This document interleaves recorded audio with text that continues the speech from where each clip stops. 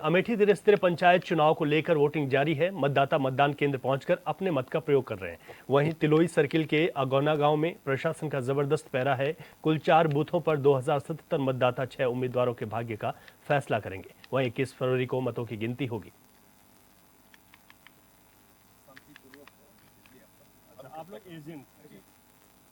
तो आपको बता दें कि अमेठी में मतदान जारी है। मैदान में 6 उम्मीदवार हैं। अमेठी में मतदान को लेकर पुख्ता व्यवस्थाएं की गई हैं। पंचायत चुनाव को लेकर लगातार वोटिंग जारी है। इसके लिए 2077 जो मतदाता हैं वो अपने मत का प्रयोग कर रहे हैं। मैदान में 6 उम्मीदवार हैं जिनके भाग्य का फैसला ये मतदाता करेंगे। यहाँ पे बड़ी शांतिपूर्वक चुनाव चल रहा है। कोई भी अभी तक किसी ने कोई आपत्ति भी नहीं की और ना ही कोई ऐसा अभी माहौल है। यहाँ पे एकदम फिट है। यहाँ कुल यहाँ पे लगभग 2077 वोटर हैं और यहाँ पे एकदम अच्छी है, सुरक्षा व्यवस्था अच्छी है। यहाँ पे पूरा फोर्स और सब लगी हुई है और वैसे भी यहाँ पे ऐसा कोई माहौल नहीं है कि कोई दिक्कत है। वर्तमान समय में दोनों प्रत्याशी एकदम संतुष्ट हैं सब यहाँ व्यवस्थाओं से और अपने अपने घरों में।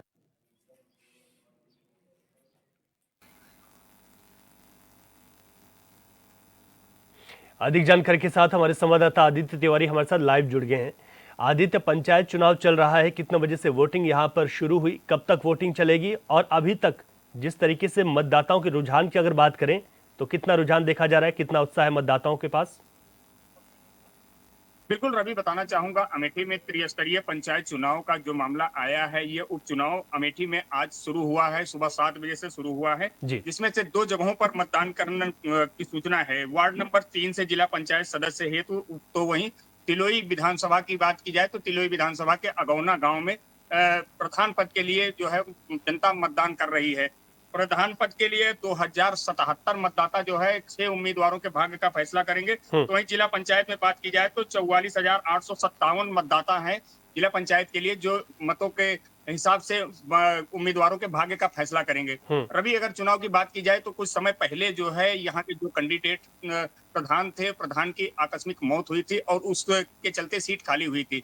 प्रशासन को उपचुनाव कराने का जो जद्दोजहद करना पड़ा, कहीं ना कहीं तत्काल व्यवस्था देनी पड़ी। तो एक ही सीट पर जब चुनाव हो रहा है तो प्रशासन ने पूरी ताकत झोंक दिया है। किसी भी अराजक तत्व को पोलिंग बूथ के अंदर ना तो आने की परमिशन है, ना किसी तरीके से वोटिंग करने के लिए अगर आप जा रहे हैं तो आपके पास आधार कार्ड होनी चाहिए और आधार के साथ साथ आपकी वो वोटिंग पर्ची, जिसको दिखाकर आप जाएं और अपना मत का प्रयोग करें। 2000 से अधिक मतदाता हैं। 11 बजे तक अगर बात की जाए तो 40% से अधिक मतदान हो चुका है। उप जिलाधिकारी के साथ साथ तहसीलदार, क्षेत्राधिकारी, नायब तहसीलदार के साथ साथ सर्किल की फोर्स के साथ पीएससी की तैनाती है। एक ही बूथ पर अगर बात की जाए तो पर्याप्त फोर्स है, क्योंकि 2 जगह पर ये प्रधान पद के लिए जो उम्मीदवार हैं उसमें प्रधान और पूर्व प्रधान के बीच वर्चस्व की जंग है। पिछला चुनाव की अगर बात की जाए तो यहाँ पूर्व प्रधान जो है मात्र 12 वोटों से जो है चुनाव हारे थे। उस समय कोरोना काल था रवि, और जिसको देखते हुए इस बार जो उपचुनाव हो रहा है उसमें पूर्व प्रधान ने भी ताकत झोंकी है। तो ऐसे में प्रधान पद के लिए जो प्रतिष्ठा दांव पर लगी है, 6 उम्मीदवारों की प्रतिष्ठा दांव पर है और 2000 से अधिक मतदाता हैं जो कि भाग्य का फैसला करेंगे। 21 तारीख को चुनाव परिणाम आएंगे और चुनाव परिणाम आने के बाद में जो चंद समय का जो कार्यकाल है, ये अगर देखा जाए तो 1 साल के अंदर अंदर का लगभग कार्यकाल प्रधानों के कार्यकाल बचे हुए हैं। इसके बाद में त्रिस्तरीय पंचायत चुनाव उत्तर प्रदेश में होने हैं। उसको देखते हुए 1 साल का जो कार्यकाल है, इस पर जो है प्रशासन के साथ साथ लोगों ने अपनी रुचि दिखाई है और बढ़ चढ़कर बूथ पर पहुंचकर वोटिंग करने का जो मन बनाया है वो सुबह से अब तक देखा जा रहा है। अच्छा आदित्य, 2 चीजें महत्वपूर्ण है। आपने कहा कि 6 उम्मीदवार चुनावी मैदान में हैं और जो मतदाताओं की संख्या है वो 2000 से कुछ ही अधिक है। ऐसे में जो वोटिंग का जो मत प्रतिशत है वो 40% आपने बताया, तो जो प्रत्याशियों के हार और जीत का अंतर होगा वो बहुत ज्यादा नहीं, बेहद कम होगा। जैसे कि आपने पुराने यहाँ पर जो मत प्रतिशत रहा था, जो परिणाम थे, उनका जिक्र भी किया। 40% आपने कहा कि अभी तक मतदान हुआ है। इससे क्या कहा जा सकता है, क्या उत्साह है, ये मतदान प्रतिशत कितने तक पहुंच सकता है और जो हार जीत का अंतर होगा वो भी कितना इस बार देखने को मिल सकता है, ज्यादा से ज्यादा या कम से कम? बिल्कुल रवि, सही सवाल है आपका। और जिस तरीके से 11 बजे तक 40% मतदान हो चुका है और ऐसी कंडीशन में 65 से 70% मतदान होने की संभावना है। वहां पर जिस तरीके से व्यवस्थाएं हैं, बुजुर्ग लोगों को लाया जा रहा है, साधन से लाया जा रहा है, अधिक से अधिक लोग वोटिंग कर रहे हैं, क्योंकि ये समय ऐसा है कि काफी संख्या में लोग बाहर फंसे हुए हैं, अन्य प्रदेशों में रोजी रोजगार के लिए हैं। जीत हार का जहां तक फैसला है, जीत हार में पिछली बार की बात की जाए तो पिछली बार जो है 12 वोटों से मैच ये चुनाव हुआ था, लेकिन कहीं ना कहीं जो सत्ता में होता है, सत्ता में उसका कहीं ना कहीं इस समय विरोध जो है वो विरोध देखने को मिलता है। पंचायत चुनाव अगर यही पूरे उत्तर प्रदेश में होते या सार्वजनिक तौर पर होते, सभी जगह पर होते, तो शायद वो कंडीशन अलग होती, लेकिन जो जितना करीब आ गया है चुनाव के, उसका उतना ही विरोध होता देखा जा रहा है। और इस समय अगर बात की जाए तो वोटरों को जो लालच दी जा रही है, कहीं ना कहीं आवास से लेकर पेंशन से लेकर कॉलोनी जो मिल रही है ग्रामीण क्षेत्रों में, प्रधानमंत्री आवास हो चाहे मुख्यमंत्री आवास, उसको लेकर लगातार कोशिशें की गई। लेकिन जीत हार का रवि अगर बात की जाए तो जीत हार जो है वो कहीं ना कहीं इस बार डिपेंड करेगी, और हार जीत बिल्कुल करीब में जाकर कहीं ना कहीं रुक सकती है, ऐसा मानना है। लेकिन वोटर वो अधिक से अधिक अपने मत का प्रयोग करेंगे। 70% के पास अगर वोटिंग होती है, क्योंकि पिछली बार जब वोटिंग हुई थी तो 65% के आसपास वोटिंग हुई थी, और उसमें मात्र 12 वोटों से चुनाव जो है हार जीत में तब्दील हुआ था। इस बार अगर 65-70% रवि अगर जाता है तो निश्चित रूप से कांटे की टक्कर के साथ साथ एक अच्छा चुनाव जो है तिलोई विधानसभा जो अमेठी में पड़ती है उसका अगौना से निकल कर आएगा, जो 1 साल के लिए प्रधान चुना जाएगा, और उसके बाद भी आने वाले 5 वर्ष के बाद जो उपचुनाव होंगे उनका कार्यकाल निर्धारित तय करेगा। जी रवि। ठीक है आदित्य, विस्तार से जानकारी के लिए बहुत शुक्रिया आपका। आगे बढ़ते हैं। उत्तर प्रदेश की हरदोई की कोतवाली शहर पुलिस ने मोहल्ला प्रेमनगर में हुई चोरी का खुलासा करते हुए 3 महिलाओं समेत 4 को गिरफ्तार किया है। पुलिस ने बताया कि महिला ने रुपयों के लालच में भाई की मदद से खुद ही अपने घर में चोरी कराई थी।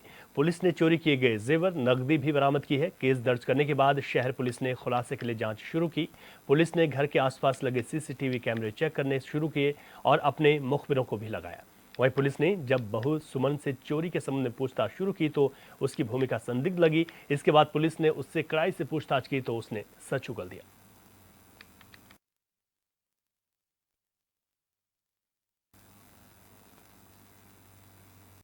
यूपी बोर्ड परीक्षा के अंतर्गत आजमगढ़ जिले में 282 परीक्षा केंद्रों पर कुल 1,80,126 की संख्या में परीक्षार्थी, जिसमें हाई स्कूल के 86,112 छात्र और इंटरमीडिएट के 94,014 छात्र सम्मिलित होंगे। डीएम ने बताया कि यूपी बोर्ड परीक्षा के लिए प्रशिक्षण का कार्यक्रम किया गया है। विभागीय अधिकारियों और पुलिस अधीक्षक ने अधीनस्थों को निर्देश दिए गए हैं।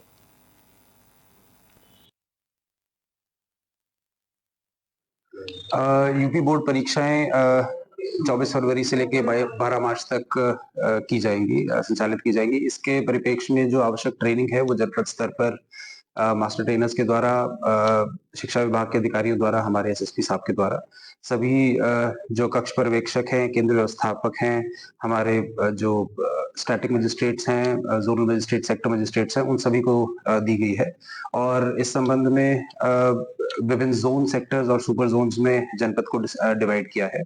कुल मिलाकर 282 सेंटर्स जनपद में बोर्ड परीक्षा के लिए बनाए गए हैं, और इसमें 36 सेंटर्स अति संवेदनशील हैं और 54 सेंटर्स संवेदनशील आइडेंटिफाई किए गए हैं। 27 सेक्टर्स, 8 जोन्स और 4 सुपर जोन्स में जनपद को डिवाइड किया गया है।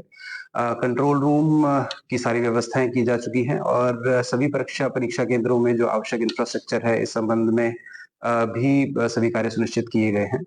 आवश्यक मजिस्ट्रेट्स की निगरानी में और पुलिस अधिकारियों की निगरानी में इस परीक्षा को सकुशल संचालित किया जाएगा। इस संबंध में सभी आवश्यक कार्रवाइयां कर ली गई है।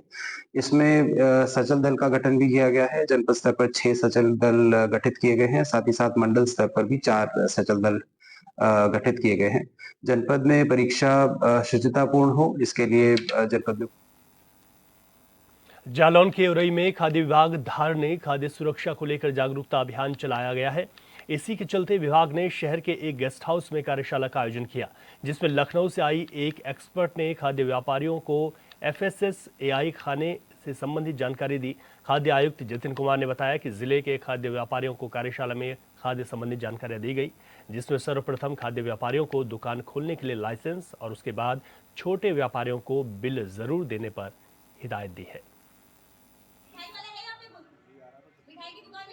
जी, ये हमारे भारत सरकार FSSAI द्वारा जो हमारे खाद्य कारोबार करता है, जो व्यापारी हैं, उनको ट्रेनिंग प्रशिक्षण प्रदान किया जा रहा है, जिसके तहत जो FSSAI से इम्पैनल ट्रेनिंग पार्टनर हैं, जो कि थर्ड मतलब विभाग से अलग हैं, जिनको FSSAI ने इम्पैनल किया है, उनको यहाँ बुलाया गया है और वो यहाँ आके जो हमारे व्यापारियों को कैसे खाद अपने कारोबार करने के लिए क्या क्या आपको आवश्यकता है और जो FSSAI के स्टैंडर्ड हैं और जो उनका प्रोसीजर है उनको आप कैसे अनुपालन करके और लोगों को सुरक्षित खाद या पेय पदार्थ उपलब्ध करा सकते हैं उसके संबंध में जानकारी प्रदान की जा रही है। इस जानकारी में इनको ये भी बताया जा रहा है कि पहले तो सबसे फर्स्ट आप लोग सब लाइसेंस लेना चाहिए, बिना लाइसेंस के कोई कार्य नहीं करेगा।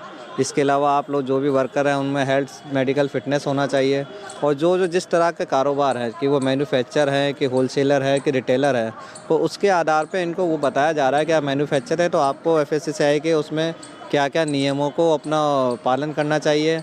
जो छोटे दुकानदार हैं उनको क्या क्या रखना चाहिए, जैसे कि बिल आपको लेने चाहिए, अपना जो रिकॉर्ड है उसको रखना चाहिए, फीफो का अनुपालन करना चाहिए कि फर्स्ट इन फर्स्ट आउट इस तरह से आप अपनाएं और अपना कैसे आप उसको व्यवस्थित करके साफ़ सफाई और हाइजीन प्रैक्टिस फॉलो करके इसका उद्देश्य यही है कि हम जितने लोगों को ट्रेन कर सकें और ट्रेनिंग और प्रशिक्षण देकर उनको मतलब जानकारी दे सकें कि जो हमारी सरकार के जो नियम हैं कुछ रेगुलेशन है उनके बारे में उनको हमारे कारोबारियों को जानकारी मिले और ताकि जिससे जो फूड सेफ्टी जो हम लोग चाहते हैं और जो सरकार की मंशा है। यूपी बोर्ड परीक्षा को लेकर बलिया के बहुउद्देश्य सभागार एक हाई लेवल बैठक की गई जिसमें जिलाधिकारी, पुलिस अधीक्षक और जिला विद्यालय निरीक्षक सहित अन्य अधिकारी मौजूद रहे। DIOS ने कहा कि यूपी बोर्ड परीक्षा को लेकर जनपद में 163 परीक्षा केंद्र बनाए गए हैं जिसमें 12वीं और 10वीं बोर्ड के 1,26,757 बच्चे परीक्षा में बैठेंगे। सभी परीक्षा केंद्रों को 25 सेक्टर में बांटा गया। सभी में सेक्टर मजिस्ट्रेट नियुक्त हैं। परीक्षा से संबंधित प्रश्न पत्र डबल स्ट्रांग रूम में रखे जाएंगे जहां पर 24 घंटे पुलिस बल तैनात रहेगा। नकल विहीन परीक्षा के लिए नकल अध्यादेश 2024 लागू है जिसमें आजीवन कारावास की सजा का प्रावधान है। बोर्ड परीक्षा हेतु कुल 163 परीक्षा केंद्र बनाए गए हैं जिसमें इस वर्ष हाई स्कूल इंटर मिला करके 1,26,757 बच्चे परीक्षा में बैठ रहे हैं। सभी परीक्षा केंद्रों को 25 सेक्टर में बांटा गया है। सभी में सेक्टर मजिस्ट्रेट नामित किए जा चुके हैं। प्रत्येक परीक्षा केंद्र पर एक स्टैटिक मजिस्ट्रेट, एक बाह्य केंद्र व्यवस्थापक और केंद्र व्यवस्थापक की तैनाती की जा चुकी है। परीक्षा से संबंधित प्रश्न पत्र विद्यालय में बने डबल स्ट्रांग रूम में रखे जाएंगे जहां पर 24 घंटे सशस्त्र पुलिस गार्ड तैनात होगी। परीक्षा नकल के लिए नकल अध्यादेश 2024 लागू किया गया है जिसमें नकल रोकने के लिए उसमें सख्त प्रावधान। फिरोजाबाद जिले में स्थित लखनऊ एक्सप्रेसवे पर प्रयागराज महाकुंभ से लौट रही एक कार हादसे का शिकार हो गई। हादसे में तेज रफ्तार कार की ट्रक से टक्कर में 3 लोगों की मौत हो गई जबकि 3 लोग घायल हुए हैं। वही हादसे की सूचना मिलते ही पहुंची पुलिस ने शवों को कब्जे में लेकर घायलों को अस्पताल में भर्ती करा दिया। माना जा रहा है कि हादसा नींद की झपकी आने की वजह से हुआ है।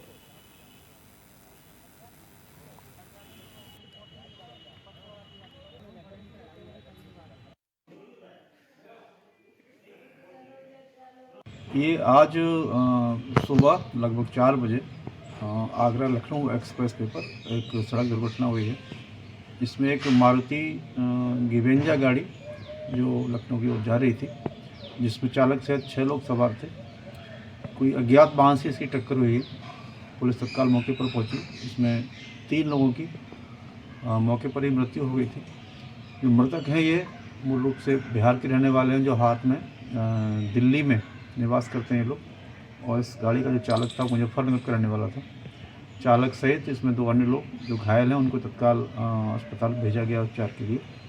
और जो मृतक थे उनको मोर्चरी के लिए भिजवाया गया है। उनके घर वालों को सूचना दी गई है। मौके पर ट्रैफिक व्यवस्था सामान्य है।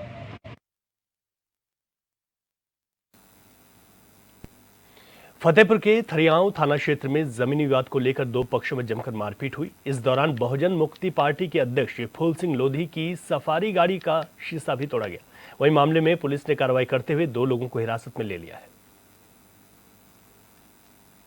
ये जैतपुर उन्हा में की गाटा संख्या 2 और 3 में हमने सन 2013 में बैनामा कराया था जिसका रकबा 1 बीघा 5 बिस्वा है।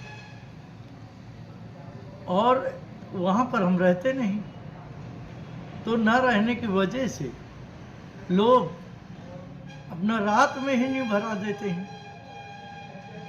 और इसकी लगातार हम शिकायत पुलिस प्रशासन में, राजस्व विभाग में, तहसील दिवस में, कई बार डीएम के यहाँ लगातार देते आ रहे हैं। और इसके बाद वहाँ की पैमाइश के लिए हमने हकबंदी भी दायर किया, और 6 नंबर से बगल से रास्ता जाता है, उस रास्ता में भी अतिक्रमण कर रखा है लोगों ने, लेकिन आज तक उसका समाधान नहीं निकला है। कई बार लेखपाल भी गए, एक बार कानूगो भी गए, लेकिन पूर्ण तरीके से समाधान नहीं निकल पाया है। अब परसों जो है, जब हम लोग गए यहाँ से अपनी ज़मीन को देखने के लिए, तो वहाँ पर कुछ षड्यंत्रकारी वाद विवाद हमसे उल्टा करने लगे, मारपीट पर उतारू हो गए, हमारी गाड़ी का शीशा तोड़ दिया। फिर हमने 112 डायल किया, पुलिस को बुलाया, तब वहाँ दोनों पक्ष। ताज नगरी आगरा में हर साल आयोजित होने वाला ताज महोत्सव शुरू हो चुका है। इस बार महोत्सव की थीम संस्कृति की धरोहर है। इस महोत्सव की शुरुआत साल 1992 में हुई थी, जो लगातार जारी है। 10 दिनों तक चलने वाले ताज महोत्सव में शामिल होकर आप तरह तरह के रंगारंग कार्यक्रम, गीत, संगीत, नृत्य, कला, संस्कृति और लजीज व्यंजनों का भी लुत्फ उठा सकते हैं।